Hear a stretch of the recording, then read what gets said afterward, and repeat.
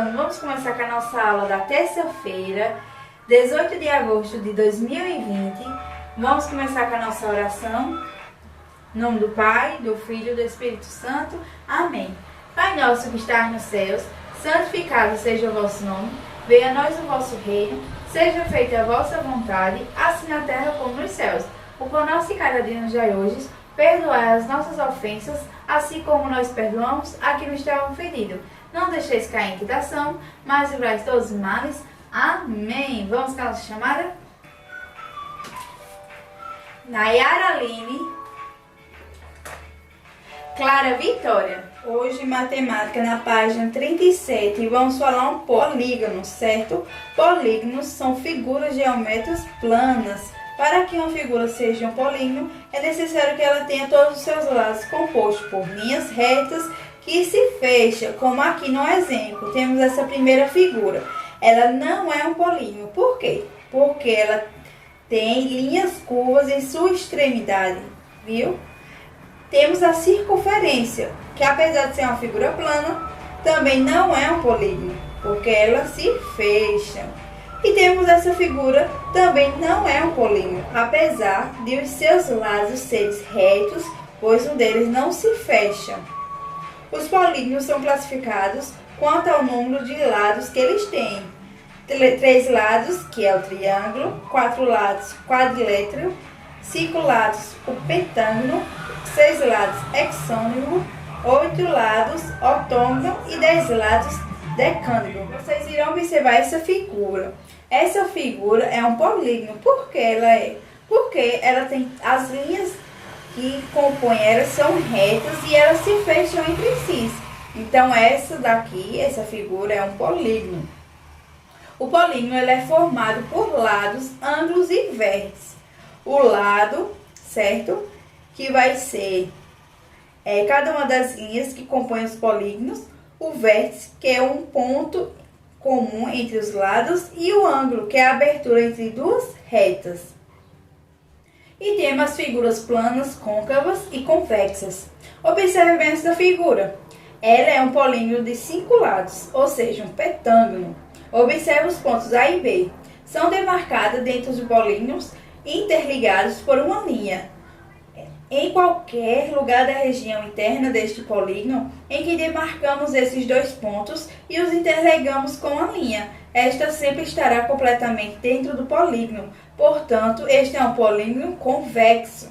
Já agora, nessa segunda figura, observe bem. Este é um polígono de 6 lados, ou seja, um hexágono. Neste caso, os pontos A e B também são interligados por uma linha reta. Porém, dessa parte, linha não está na região interna do polígono. Quando isso ocorre, dizemos que é uma figura polígono côncavo, certo? A partir da explicação, vocês irão responder a atividade ao lado. No primeiro, vocês irão assinalar apenas os polígonos a seguir. E no segundo, vocês irão marcar a opção que melhor especifica características de um polígono. Na página 39, no terceiro, vocês irão assinalar os polígonos côncavos. No quarto, agora assinalar apenas os polígonos convexos. Ao lado, no quinto, vocês irão contar e escrever o número de lados de polígonos a seguir, nomeando-os e classificando-os em côncavos ou convexos. No sexto, vocês irão pensar e responder. O triângulo pode ser um polígono côncavo? Sim ou não? E por quê? Justifique sua resposta. Agora, no livro de matemática, no primeiro, vocês irão observar a tabela final do jogo do videogame para responder as perguntas a seguir.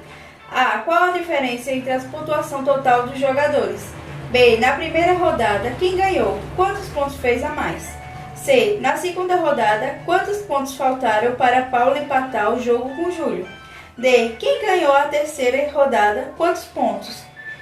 D. Quem ganhou a terceira rodada, quantos pontos fez a mais? E. Quem ganhou o jogo, com quantos pontos no final? Ao lado, no segundo, vocês irão observar o quadro de entrega de salgados em julho, agosto e setembro. E daí irão responder. A. Quem entregou mais salgados durante os 3 meses? B. Qual é a diferença entre a quantidade de salgados entregues por Clóvis e Adriano? E C. Setembro foi o mês de maior quantidade de salgados entregues. quantos salgados faltaram para que o mês de julho, segundo maior em quantidade de entregas, alcançasse a mesma quantidade. E na página 19, no terceiro, vocês irão ver os brinquedos que Caio quer comprar. Ele tem 327 e com quanto ele ficaria se comprasse isoladamente cada um dos brinquedos. Então vocês irão calcular cada um deles, tá certo? E hoje vamos falar de adivinha, também conhecida como adivinhações, que são charadas, certo? Passadas para a gente tentar descobrir o que é que a pessoa está tentando dizer e para a gente se divertir. Então eu preparei umas charadas para vocês escreverem no caderno, certo? E depois responderem. Quero que todas adivinhem, certo? A primeira, o que é? Dá muitas voltas e não sai do lugar. Segundo, anda com os pés na cabeça. Terceiro, quebra quando se fala. Quarto, põe-se na mesa, parte-se e reparte-se, mas não se come. Quinta, uma casinha sem porta e sem janela. Sexta, quanto mais se perde, mais se tem. E a última, nós matamos quando está nos matando. Então preste bem atenção, certo? E tenta adivinhar. E agora tem mais eu vou passar para vocês umas tarefinhas sobre folclore. Vocês irão observar os desenhos, todos são personagens folclóricos. Pinte-os bem caprichado. Encontre no caça-palavras o nome das lendas folclóricas e pinte cada nome de uma cor diferente. Então capriche, viu? E assim concluímos a nossa aula de hoje. Fiquem todos com Deus. Espero todos vocês para a nossa próxima aula. Hoje a nossa lenda vai ser de Vitória Régia.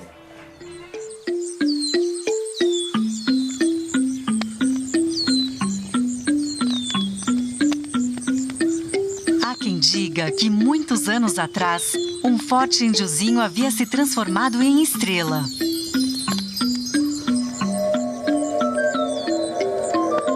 E esta estrela foi crescendo, crescendo, dando origem à Lua. Alguns não acreditam nessa história, mas outros sim, como a indiazinha Nayá. Nayá era uma amante da natureza. Cuidava de rosas e plantas com muito carinho e amor. E adorava se enfeitar com elas. Ela sempre foi conhecida em sua aldeia por ser apaixonada pela luz da lua. Mal podia esperar que o sol se retirasse para que a noite chegasse e então ela pudesse contemplar a luz do luar. Até que em um dia de lua cheia, ela notou de sua oca que o brilho da lua estava mais intenso e saiu para contemplá-lo. Chegando até a beira do rio, avistou um facho de luz sob a água. Neste momento, se apoiou sobre uma pedra para chegar mais perto. Foi aí que viu a figura de um belo índio refletido na água, vindo da luz da lua. A indiazinha se encanta pelo índio e, num ato de impulso, tenta dar um beijo na imagem refletida. Neste momento, ela se desequilibra, cai no rio e vai afundando, desacordada. Até que um facho de luz atinge algumas plantas, raízes e algas do rio, que despertam e se entrelaçam, envolvendo Nayá.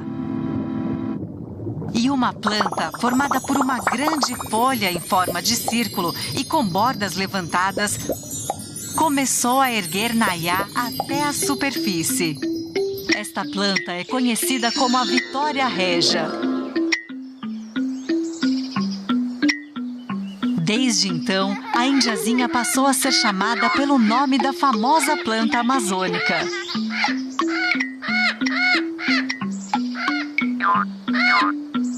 Flutuando nas beiras dos rios sob uma grande raiz redonda.